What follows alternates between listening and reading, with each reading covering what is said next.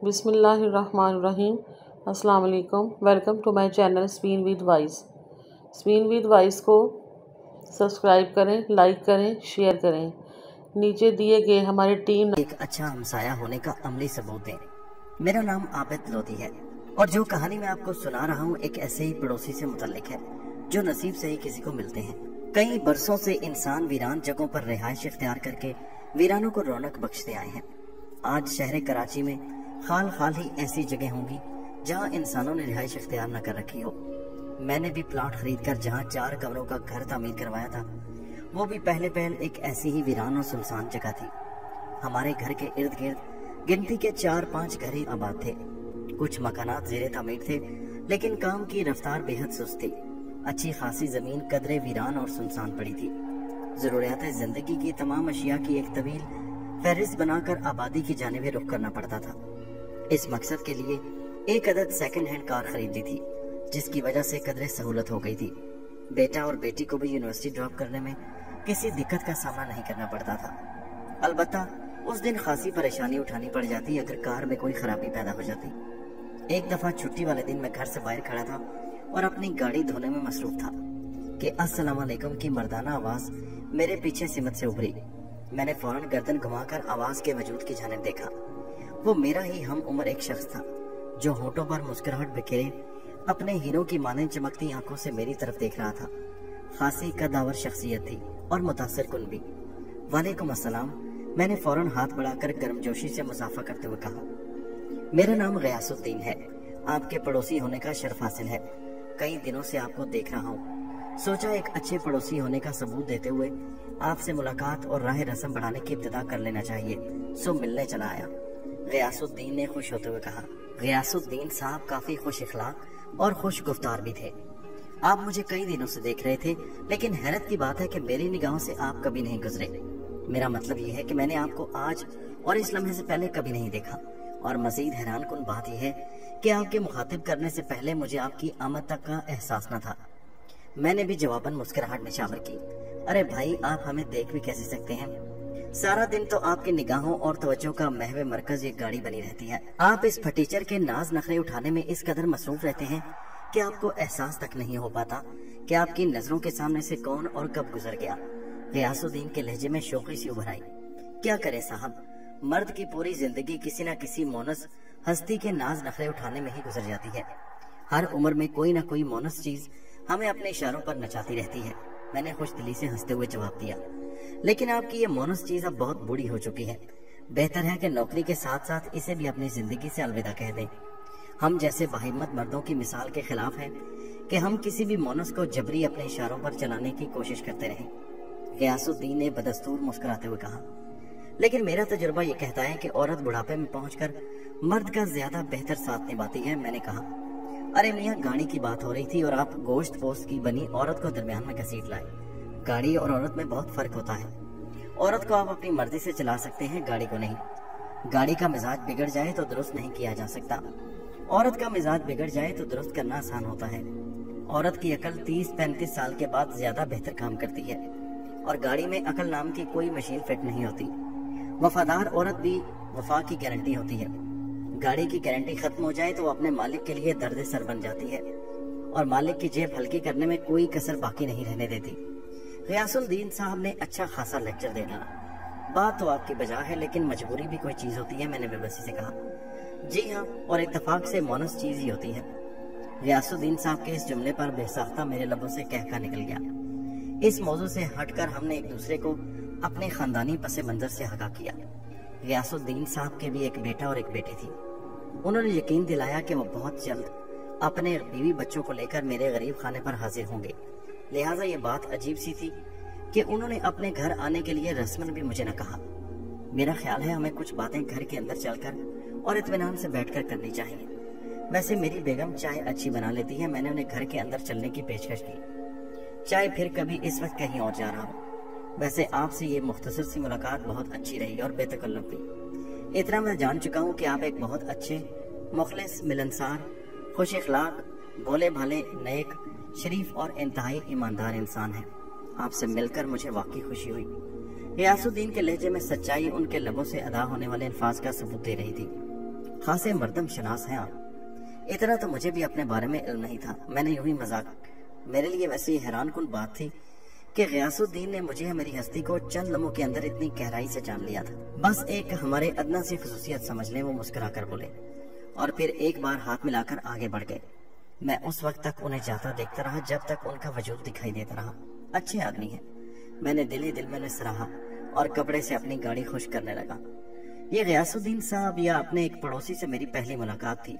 यूं तो हमारे इतराफ 4-6 और घर आबाद थे और अक्सर औकात उनके मकीन मेरी निगाहों के सामने से गुजरते भी थे, क्योंकि कार की वजह से मेरा ज्यादातर वक्त घर से बाहर कार के नाज नखरे उठाने में गुजरता था और मैं वक्तन फवक्तन अपने पड़ोसियों को उनके घरों से बाहर आते या दाखिल होते देखता था, लेकिन उनमें कभी इतनी तौफीक न होती कि अपने नए पड़ोसी से दुआ सलामी कर ले।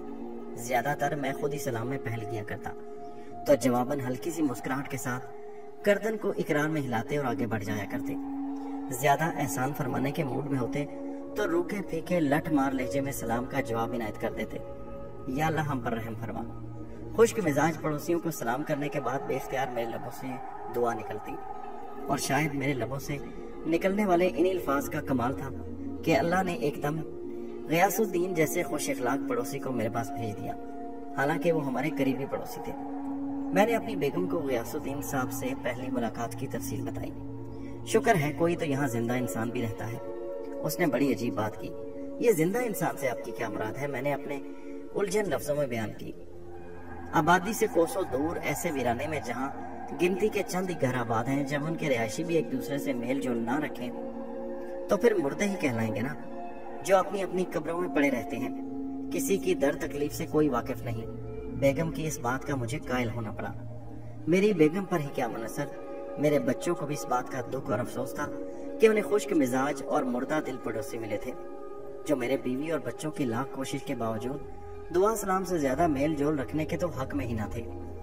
एक मर्तबा छुट्टी वाले दिन बेगम साहिबा ने हुक्म दिया कि आज बड़े गोश्त की बिरयानी और शामी कबाब बनाए जाएंगे, लिहाजा तमाम जरूरी चीजें 1 घंटा के अंदर मुहैया की जाए।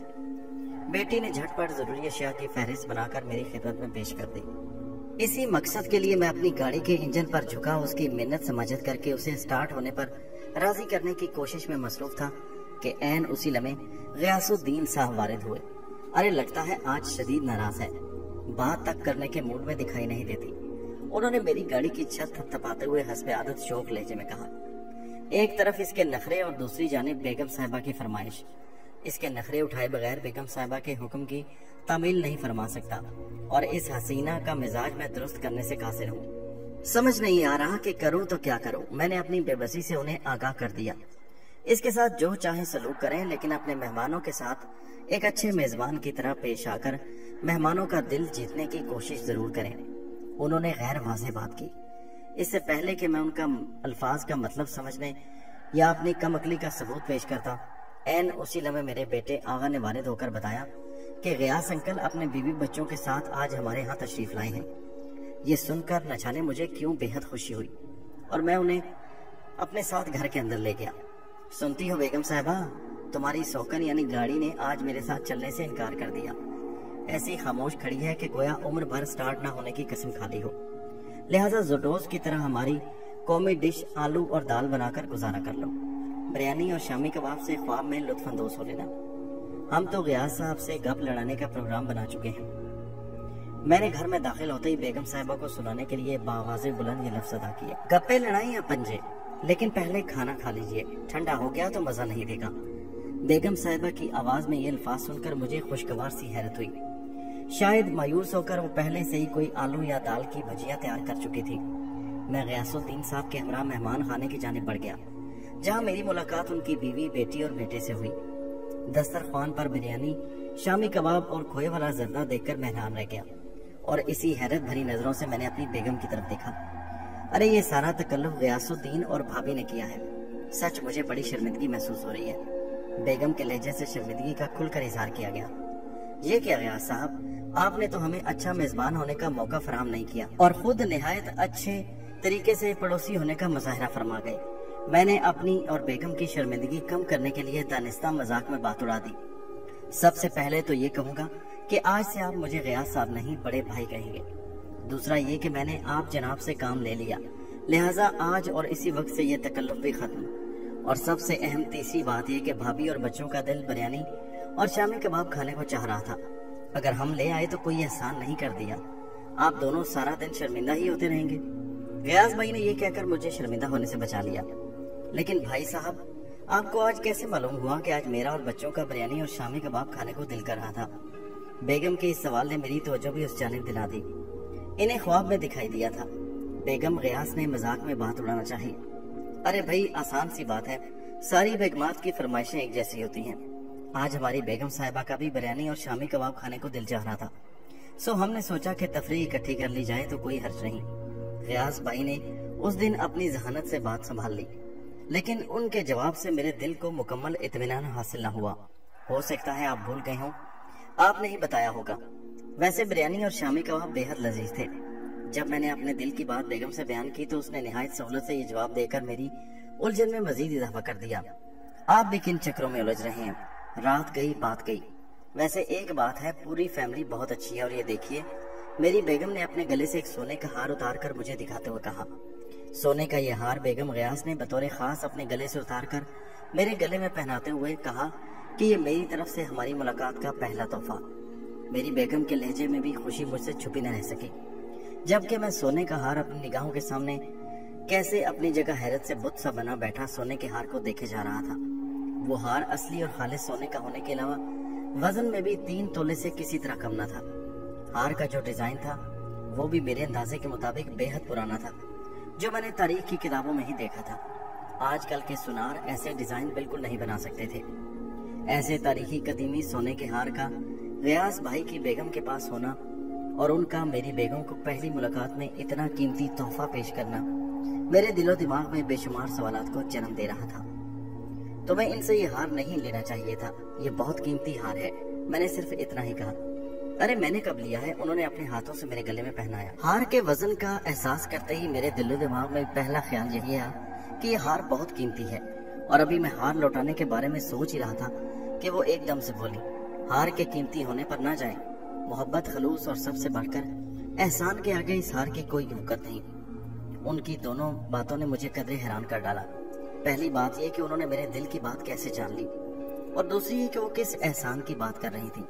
لیکن اتنا قیمتی ہار، میں گویا بری طرح الجھ کر رہ گیا۔ آپ یقین کیجئے کہ یہی سوچ کر میں نے ہار اپنے گلے سے اتار کر انہیں دینا چاہا تو انہوں نے نہ صرف ہار لینے سے انکار کر دیا، بلکہ یہ کہہ کر مجھے حیرت زدہ کر کے رکھ دیا کہ آپ نے اپنی زندگی میں بہت دکھ جھیلے ہیں، پہلے شوہر اور پھر اولاد کے لیے آپ نے جس طرح قدم قدم پر اپنی خواہشات کا گلا گھونٹا ہے، اس ہار کو انہی قربانیوں کا انعام سمجھ کر رکھ لیجئے۔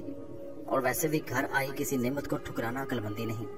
آپ یقین کیجئے عابد، وہ میرے ماضی کے متعلق اس طرح ہر بات مجھے بتا رہی تھی جیسے ان کا ایک ایک لمحہ میرے ساتھ گزرا ہو، وہ مجھے اپنے ہی وجود کا ایک حصہ محسوس ہو رہی تھی۔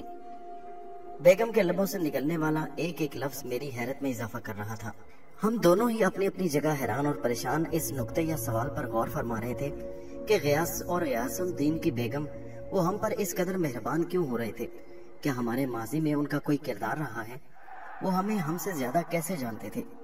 الغرض غیاث الدین صاحب کے کنبے سے ہمارے بہت اچھے تعلقات بن گئے۔ ان کے بیوی بچوں سے تو میرا ملنا بہت کم ہوا کرتا، لیکن غیاث الدین یا بڑے بھائی سے ملے بغیر اور باتیں کیے بغیر شاید ہی میرا کوئی دن گزرتا۔ میری اور میری بیگم کا نیک خیال یہ تھا کہ بڑے بھائی ایک بے حد امیر کبیر ہوں گے اور ان کا گھر بھی بے حد عالیشان ہوگا، جس میں دور جدید کی ہر آسائش اور سہولت موجود ہوگی۔ وہ اور ان کے بیوی بچے بہت ٹھاٹ باٹ والی زندگی گزارتے ہوں گے اور ہر کام کے لیے ایک الگ ملازم رکھا ہوگا۔ لیکن ہمارے اس خیال کی اس لمحے بری طرح نفی ہوئی جب پہلی بار ہمیں ان کے گھر جانے کا اتفاق ہوا، بلکہ انہوں نے خود ہی ہمیں دعوت دی۔ اب سوچتا ہوں تو احساس ہوتا ہے کہ شاید انہوں نے دانستہ ہی ہمیں اپنے غریب خانے پر دعوت دی تھی تاکہ جو کچھ ہم ان کے متعلق سوچ رہے تھے اس کا جواب ہمیں مل سکے۔ بڑے بھائی صاحب کا مکان صرف 2 کمروں پر مشتمل تھا، اور اگر میں یہ کہوں کہ تاحال زیر تعمیر تھا تو کچھ غلط نہ ہوگا۔ دونوں کمروں میں وال ٹو وال 7 رنگ کی دری بچھی ہوئی تھی، جس پر نفاست سے گاؤ تکیے رکھے گئے تھے۔ فرنیچر کے نام پر صرف ایک لکڑی کا بنا تخت ایک کمرے میں موجود تھا، جس پر سرخ قالین اور سرخ رنگ کے گاؤ تکیے بچھے تھے۔ پورے گھر میں نامعلوم سی مسحور کن خوشبو بکھری تھی۔ लेकिन हम आज तक इस खुशबू को शिनाख्त न कर पाए कि वो खुशबू किस चीज की थी। हालांकि उस लम्हे वहाँ अगरबत्ती या इस किस्म की कोई चीज नहीं जल रही थी कि हम उस मशहूर कुन खुशबू को पहचान सकते, और ना ही हमने ऐसी खुशबू कहीं और महसूस की। किचन तो बिल्कुल खाली पड़ा था, बर्तन तो बर्तन, चूल्हा तक नहीं था। बेगम ने कर में सरगोशी की और मैं सर हिलाकर रह गया।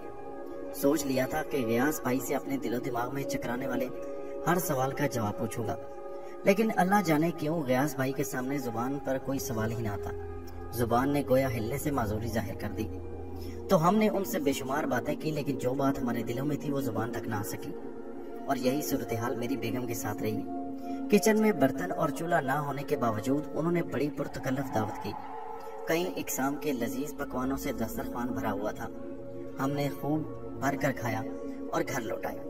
एक बात जो हमने बहुत शिद्दत से महसूस की कि जब भी मैं या मेरी फैमिली का कोई फर्द किसी छोटी मोटी मुश्किल में गिरफ्तार होता या हमें कोई परेशानी लाक होती तो गयासुद्दीन साहब लाजमी आ जाते और इस कदर हमें उस सहूलत से उस परेशानी से निजात दिलाते और मुसीबत को हमसे दूर कर देते जैसे वो मुसीबत मुसीबत ही ना हो, बल्कि चाय में गिरी हुई कोई मक्खी हो जिसे उंगली की पोर से उठाकर चाय से दूर उछाल दिया जाए। मेरी बेटी लाला को यूनिवर्सिटी में एक औबाश किस्म का लड़का अक्सर परेशान करके हिरासा किया करता था।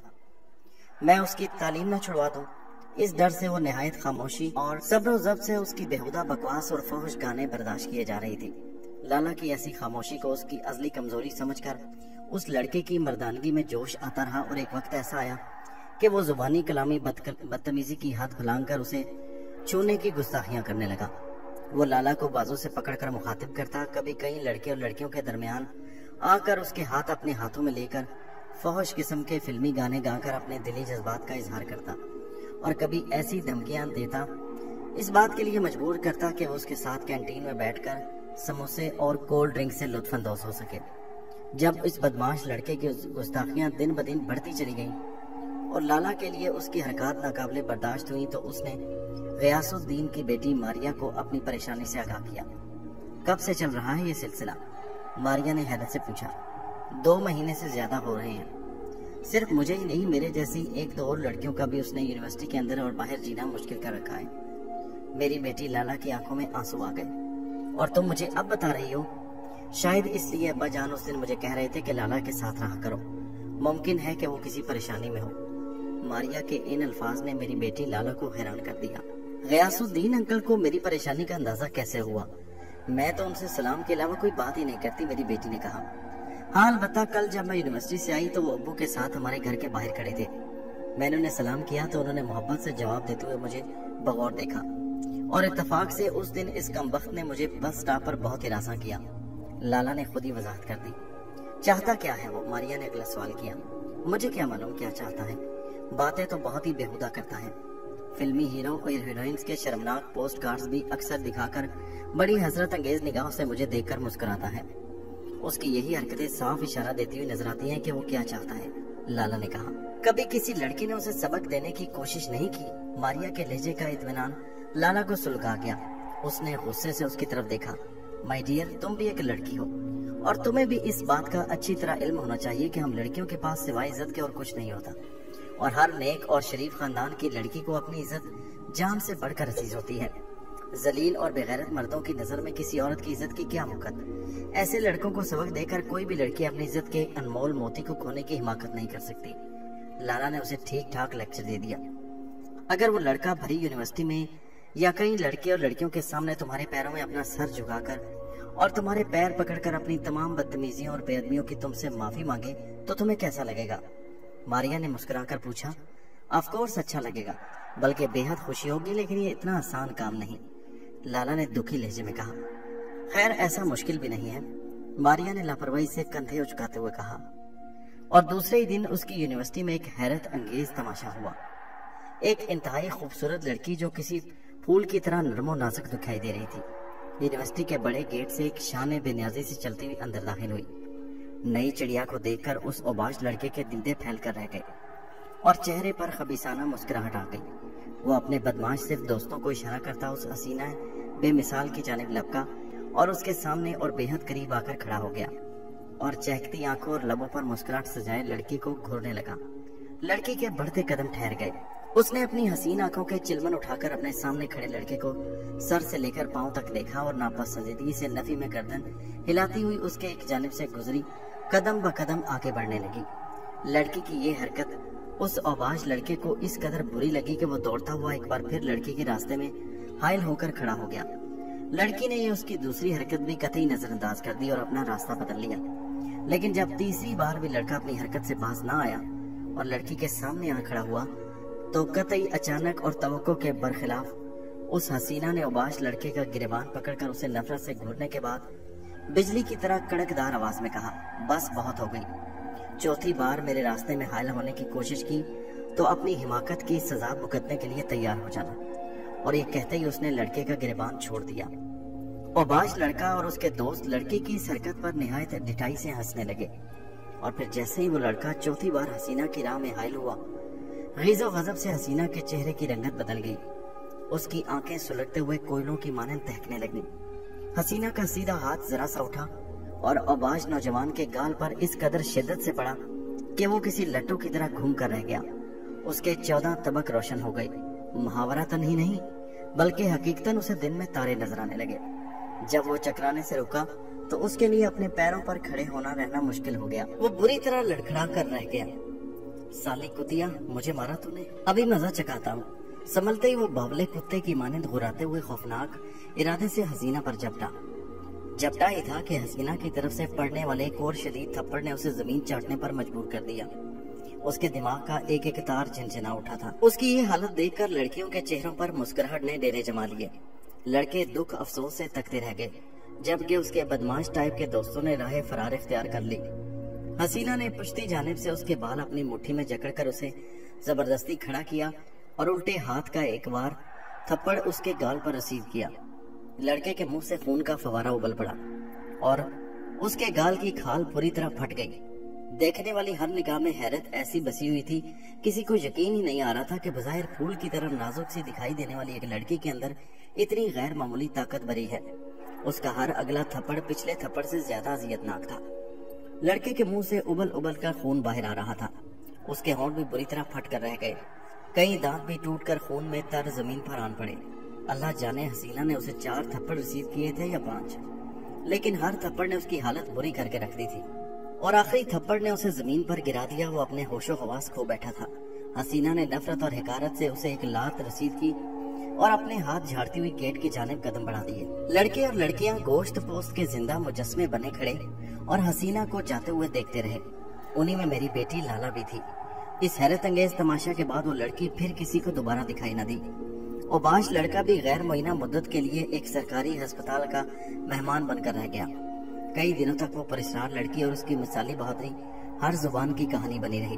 آہستہ آہستہ وقت کی دھول نے اس کہانی کو دھندلانا شروع کر دیا۔ ممکن ہے میری بیٹی کے دل و دماغ سے بھی اسی واقعہ کے نقش مٹ کر رہ جاتے، مگر ایک دن اچانک وہ لڑکا یونیورسٹی آن وارد ہو کر کئی لڑکوں اور لڑکیوں کی موجودگی میں لالا کے قدموں میں اپنا سر جھکا کر اور اپنے دونوں ہاتھوں سے لالا کے پیر پکڑ کر اس سے اپنی بدتمیزی اور بےہودگیوں کی معافی طلب کرنے لگا۔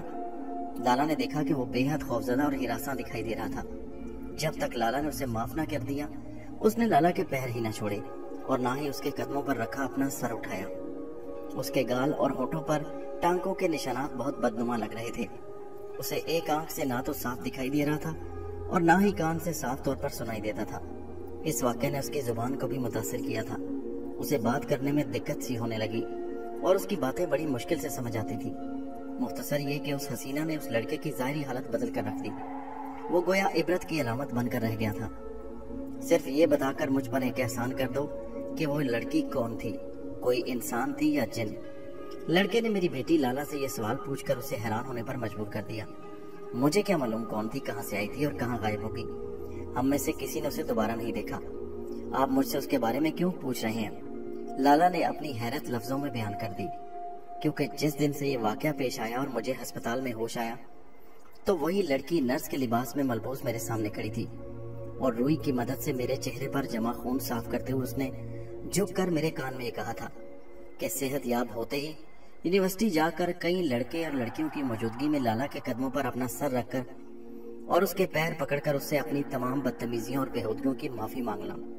اگر تم نے ایسا نہ کیا تو یاد رکھنا میرے لیے کہیں بھی پہنچ کر تمہیں ویسا ہی دوسرا سبق سکھا دینا کوئی مشکل نہیں۔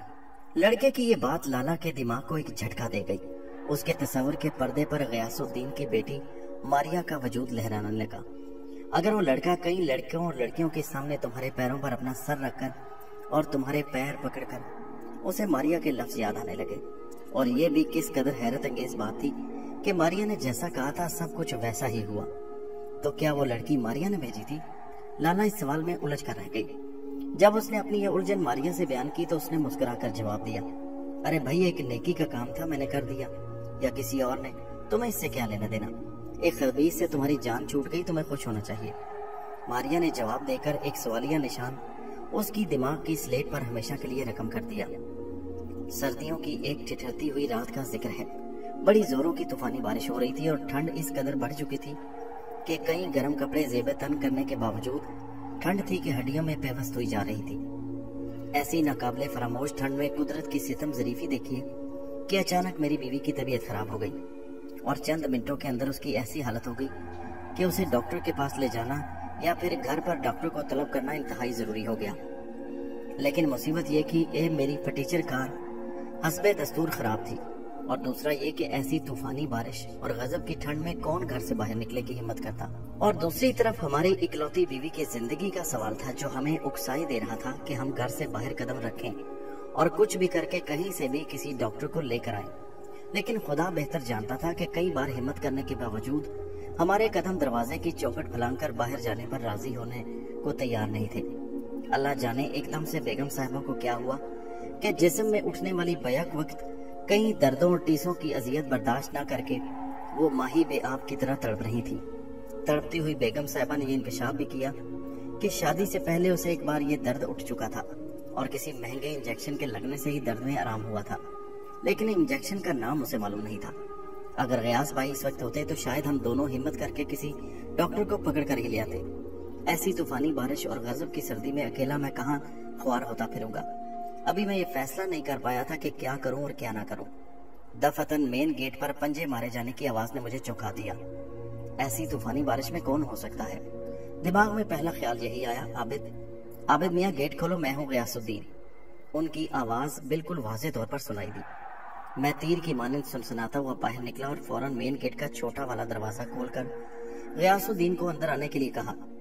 ابھی ایک لمحہ قبل ہی میں نے دل میں یاد کیا تھا، اور اللہ کی شان دیکھو کہ اگلے ہی لمحے وہ میرے سامنے کھڑے تھے۔ کیا ہوا بھابھی جان کو، خیریت تو ہے؟ ان کے لبوں سے نکلنے والے ابتدائی کلمات تھے جس پر اصول مجھے چونکنا چاہیے تھا، لیکن میں اس قدر پریشان تھا کہ میں نے کوئی توجہ ہی نہیں دی اور انہیں اپنے بیڈ روم میں لے آیا۔ بیگم صاحبہ کی طرف دیکھ کر وہ بھی پریشان ہو گئے۔ کسی ڈاکٹر کو دکھایا؟ انہوں نے اگلا سوال کیا۔ بالکل ٹھیک تھی، ابھی چند لمحے قبل اچانک ہی اس کی یہ حالت ہوئی ہے۔ ایسی سردی اور بارش میں اللہ جانے کوئی ڈاکٹر آنے پر راضی ہوگا یا نہیں۔ ایسی جگہ پر کسی ڈاکٹر کا ملنا اتنا آسان بھی نہیں۔ مجھے تو کچھ سمجھ نہیں آ رہا میں کیا کروں، کہاں جاؤں۔ میں نے اپنی پریشانی کا کھل کر اظہار کر دیا۔ اللہ کے کلام میں بڑی طاقت ہے، تم کچھ صورتیں پڑھ کر ان پر پھونکتے رہو، میں بھی آیا۔ غیاث الدین یہ کہہ کر جانے کے ارادے سے اپنے پورے وجود کے ساتھ گھوم گئے۔ لیکن آپ کہاں چل دیے بھائی صاحب؟ میں نے انہیں پکارا لیکن وہ دروازہ عبور کر چکے تھے۔ میں ان کے پیچھے لپکا۔ ارے ایسی طوفانی بارش ٹھنڈ میں آپ کہاں جائیں گے؟ میں نے ان کا بازو پکڑ لیا۔ تو کیا ہاتھ پر ہاتھ دھرے بیٹھے رہیں، انسان کی تڑپ کا خاموشی سے نظارہ کرتے رہیں؟ انہوں نے خفگی کا اظہار کیا اور میری ہاتھ کی گرفت سے اپنا بازو آزاد کرا۔ میرا مطلب یہ ہرگز نہیں تھا، میرے کہنے کا مطلب تھا کہ ہم کچھ دیر اور دیکھتے ہیں، شاید بارش تھم جائے، بارش کی شدت میں کمی ہو جائے تو ہم دونوں چلتے ہیں اور تلاش کرتے ہیں کوئی ڈاکٹر جو آنے پر راضی ہو۔ میں نے اپنی شرمندگی چھپانے کی کوشش کی۔ مریضہ کو ایسی حالت میں تنہا چھوڑ کر جانا ٹھیک نہیں، تم صرف ان کا خیال رکھو، ہمیں بھی آتے ہیں، انہوں نے کہا اور ہوا کے بگولے کی مانند بڑھ گئی۔ میرا بیٹا اور بیٹی رضائیوں میں دب کے سردیوں کی راتوں کی میٹھی نیند کے مزے لوٹ رہے تھے۔ اس لمحے ان کے فرشتوں کو بھی علم نہ تھا کہ یہ رات ان کے ماں باپ پر کیسی بھاری گزری ہوگی۔ بہرحال میں نے انہیں ان کی میٹھی نیند سے جگانے کی حماقت نہ کی اور اپنے کمرے میں چلایا۔ غیاث الدین سچ کہہ گئے تھے کہ اللہ کے کلام میں بڑی طاقت ہے۔ میں نے 2 صورتیں ہی پڑھ کر بیگم صاحبہ کے جسم پر پھونکے ماری کہ اس پر غنودگی سی طاری ہونے لگی۔ ابھی میں نے تیسری صورت پڑھنے کا ارادہ ہی کیا تھا کہ کمرے میں غیاث الدین داخل ہوئے۔ ان کے پیچھے ہی پینٹ شرٹ اور کئی گرم کپڑوں میں لپٹا ہوا ڈاکٹر بھی کمرے میں داخل ہوا۔ ارے اتنی جلدی آپ یہ ڈاکٹر کہاں سے پکڑ لائے؟ میں نے حیرت کو لفظوں میں بیان کیا۔ میری آواز کانوں میں پڑتے ہی وہ ڈاکٹر اس طرف چونکا اور حیرت و استعجاب سے ہمیں دیکھنے لگا، جیسے کسی نے اسے گہری نیند سے بیدار کر دیا ہو اور اس کی سمجھ میں نہ آ رہا ہو کہ اسے کیوں اور کس نے بیدار کیا۔ میں کہاں ہوں، میں یہاں کیسے پہنچا، آپ لوگ کون ہیں؟ ڈاکٹر کے لبوں سے ادا ہونے والے لفظ مجھے بڑے عجیب لگے۔ میں تو اپنے ہسپتال میں نائٹ ڈیوٹی کر رہا تھا، یہاں کیسے پہنچا؟ مجھے یہاں کون لایا؟ وہ بدستور حواس باختہ سا سوال کرتا رہا۔ ڈاکٹر صاحب، میں آپ کو یہاں لے کر آیا ہوں، آپ راستے بھر سوتے رہے، اس لیے آپ کو معلوم نہ ہو سکا کہ ہم کب یہاں پہنچ گئے، غیاث الدین نے جواب دیا۔ لیکن وہ نوجوان ڈاکٹر بضد رہا کہ وہ ایک لمحے کے لیے بھی نہیں سویا، بلکہ اس نے تو ایک نئی کہانی سنا ڈالی، بقول اس کے کہ وہ اپنے ہسپتال میں نائٹ ڈیوٹی انجام دے رہا تھا۔ ایک مریض کو چیک کر کے وہ وارڈ سے نکل کر کاریڈور میں آیا، تب اس کی نگاہوں نے غیاث الدین صاحب کو وارد ہوتے ہوئے دیکھا۔ ڈاکٹر انہیں نظر انداز کرتا اپنے روم کی طرف بڑھ رہا تھا، اس سے پہلے کہ وہ اپنے کمرے تک پہنچتا۔ سنیے کہہ کر ایک دم غیاث الدین نے اسے مخاطب کیا، میں بہت تھکا ہوا ہوں، آپ پلیز ڈاکٹر عثمان کے پاس جا کر اپنا مسئلہ بیان کیجیے، اس سامنے ہی ان کا کمرہ ہے۔ ڈاکٹر نے ہاتھ کے اشارے سے کاریڈور کے اختتام پر بنے ایک کمرے کی نشاندہی کرتے ہوئے ایک لمحے کے لیے نگاہیں اٹھا کر غیاث الدین کے نگاہوں میں دیکھا تھا۔ بس وہی ایک لمحہ اپنا کام کر گیا۔ اس لمحے کے بعد ڈاکٹر صاحب کے دماغ نے میرے گھر میں قدم رکھنے کے بعد ہی کام شروع کیا۔ اس لمحے سے لے کر گھر میں داخل ہونے کے درمیان کی کوئی بات اسے یاد نہ تھی، اور یہی بات مجھے بھی حیرت کے سمندر میں ڈبکیاں لگانے پر مجبور کر رہی تھی۔ یہ مریضہ ہیں، آپ ذرا ان کا معائنہ کر کے بتائیے کہ انہیں کیسی تکلیف لاحق ہے، جو بری طرح تڑپ رہی تھی۔ غیاث الدین کے توجہ دلانے پر ڈاکٹر ہر بات کو پسے پوچھ دھکیلتے ہوئے میری بیگم کے وجود پر جھک گیا اور نہایت توجہ سے ان کا معائنہ کرنے لگا۔ اندرونی اعضاء میں تناؤ یا کھچاؤ کی وجہ سے اکثر ایسا ہو جاتا ہے، بے وقت کئی اعضاء میں اکڑن پیدا ہونے کی وجہ سے ان کی یہ حالت ہوئی ہے۔ انہیں سردی سے بچائے رکھیں اور جتنا زیادہ ہو سکے گرم غذائیں کھانے کو دیں۔ فی الحال انہیں ایک انجیکشن لگانا بہت ضروری ہے، اور یہ انجیکشن آپ کو صرف شہر کے سب سے بڑے میڈیکل سٹور سے ہی ملے گا۔ یہ کہہ کر ڈاکٹر صاحب نے ایک پرچے پر انجیکشن کا نام لکھ کر غیاث الدین کی طرف پرچہ بڑھا دیا۔ اللہ جانے یہ میرا وہم تھا یا حقیقت، لیکن مجھے اس نوجوان ڈاکٹر کی آنکھوں میں خوف سا لہراتا دکھائی دیا۔ وہ غیاث الدین کو بڑی عجیب نظروں سے دیکھ رہا تھا۔ غیاث الدین نے پرچہ لے کر اپنی نگاہوں پرچے پر لکھے انجیکشن کے نام پر لگا دی، جیسے وہ نام پڑھنے کی کوشش کر رہے ہوں۔ میں نے دیکھا کہ ان کے ہونٹ غیر محسوس طریقے سے ہل رہے تھے، پر انجیکشن تو آپ کے میڈیکل باکس میں موجود ہے۔ چند لمحوں بعد انہوں نے پرچے سے نگاہیں ہٹا کر ڈاکٹر کی صورت دیکھ کر کہا، واٹ امپاسبل، یہ کیسے ہو سکتا ہے؟ ڈاکٹر نے پورے یقین سے انہیں جھٹلایا۔ ہسپتال میں جب میں نے آپ کو مریضہ کی حالت سے آگاہ کیا تو یہ کہہ کر آپ نے انجیکشن اپنے میڈیکل باکس میں رکھ لیا تھا کہ شاید اس کی ضرورت پیش آ جائے۔ غیاث الدین کی بات سن کر وہ صرف گہرا سانس لے کر رہ گئے۔ مجھے کچھ یاد نہیں کہ ہسپتال میں تم نے مجھ سے کب اور کیا کہا۔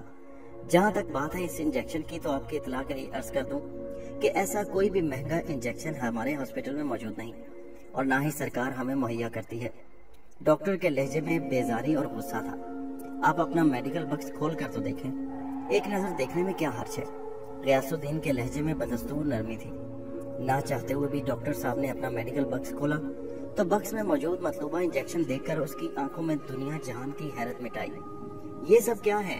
یہ آج میرے ساتھ قدرت کیا کھیل کھیل رہی ہے؟ وہ گویا چیخ پڑا۔ بہرحال اس نے انجیکشن میری بیگم کو لگا دیا۔ میرے جذبات اور احساسات بھی ڈاکٹر سے کچھ الگ نہ تھے۔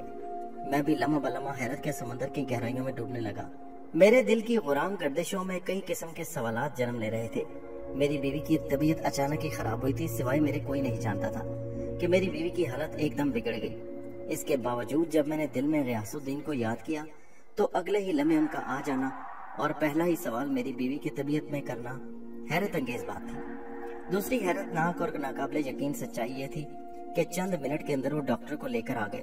ڈاکٹر صاحب کے میڈیکل باکس پر ہسپتال کا جو نام جلی حروف سے لکھا تھا، وہ ہسپتال شہر کے درمیان واقع تھا اور بہت مشہور و معروف ہسپتال تھا۔ میرے اندازے کے مطابق ایسی طوفانی بارش اور ٹھنڈ میں ہسپتال تک پہنچنے اور وہاں سے ڈاکٹر کو لے آنے میں کم از کم 5 گھنٹے ضائع ہونا ایک لازمی بات تھی، لیکن غیاث الدین نے یہ کام 5-6 منٹ میں انجام کر دیا۔ گھنٹوں کا سفر منٹوں میں کیسے بدل گیا؟ یہ سوال اپنی جگہ اہم تھا۔ میں نے اپنی نگاہوں کا زاویہ غیاث الدین کے چہرے پر ٹکا دیا اور سوچنے لگا، غیاث الدین تم کیا چیز ہو؟ ویسے تو بڑے بھائی صاحب کل رات آپ کی پھرتی ناقابل یقین تھی، کل تو گویا آپ نے مجھے چکرا کر رکھ دیا۔ دوسرے دن جب وہ میری بیوی کی طبیعت پوچھنے تشریف فرمائے تو میں نے اپنی حیرت کا اظہار بلا خوف کر دیا۔ بات صرف اتنی ہے عابد میاں کہ اللہ پاک نے موت کا ایک دن معین کر رکھا ہے۔ بھابھی کی زندگی باقی تھی، اس لیے سب کچھ آسان ہو گیا، ورنہ میں کیا اور میری اوقات کیا۔ غیاث الدین یہ جواب دے کر مجھے مزید کچھ کہنے کے لائق ہی نہ چھوڑا، لیکن میری بیٹی لالا کی طرح میرے دماغ کی سلیٹ پر بھی ایک سوالیہ نشان رقم ہو چکا تھا۔